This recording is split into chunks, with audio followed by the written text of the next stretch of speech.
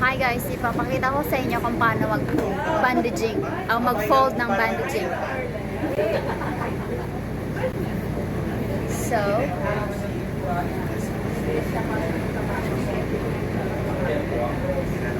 So these are the tail, and this is the apex ito. So, para makagawa ka ng cravat, broad cravat, ganito. Fold mo siya ng half.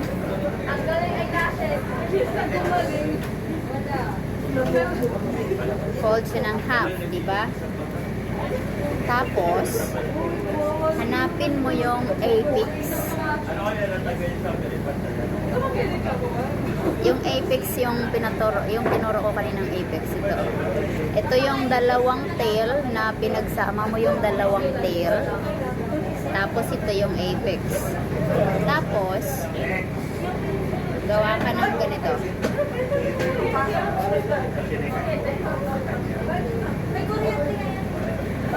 Ganon. Kailangan meron siyang sobrang ganon. Maliit lang. Ganon. Then, di ba ganyan ang itsura?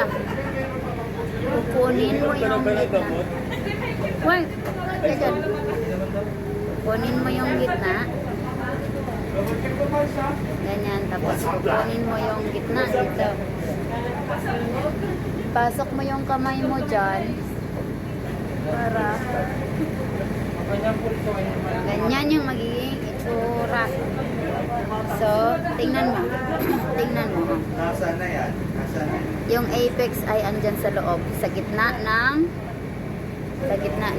ganyan. Gets? Hindi nyo na gets, yun nyo na lang ulit. And then, gawa ka ulit ng fold mo ulit. It's either pwedeng iharap mong ganyan, papunta doon, or papunta sa'yo. Ang importante ay kukunin mo yung pinaka-gitna. Kukunin mo ulit yung pinaka-gitna.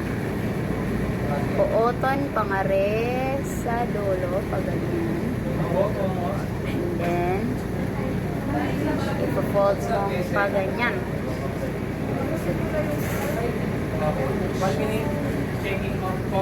So, ganyan yung itsura. Ganyan na siya, diba? Next, kung gusto mo pang paliitin, dapat meron pa rin ganito nakalagpas. Tingnan mo yan. Oh. Dapat andito sa ilalim ito. Tapos pag i-fold mong ganyan, ganyan. Then, kung gusto mo pa rin siyang kunin, yung paliitin mo pa, i-fold mo ulit. Ganyan. Tapos, kunin mo ulit yung pinaka-gitna. Ganyan. Magiging ganyan yung outcome. So, wait lang para malinis din.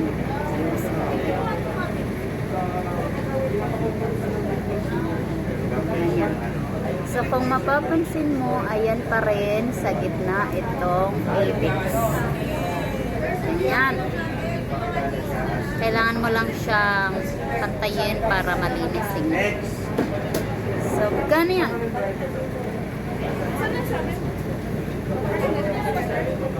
That's all.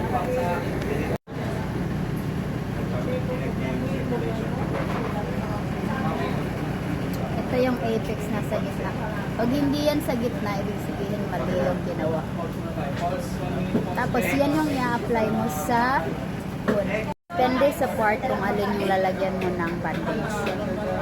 Pero, depende pa rin kasi may iba-ibang klaseng bandaging tayo. Depende sa damage, depende sa injury. I'll show you later.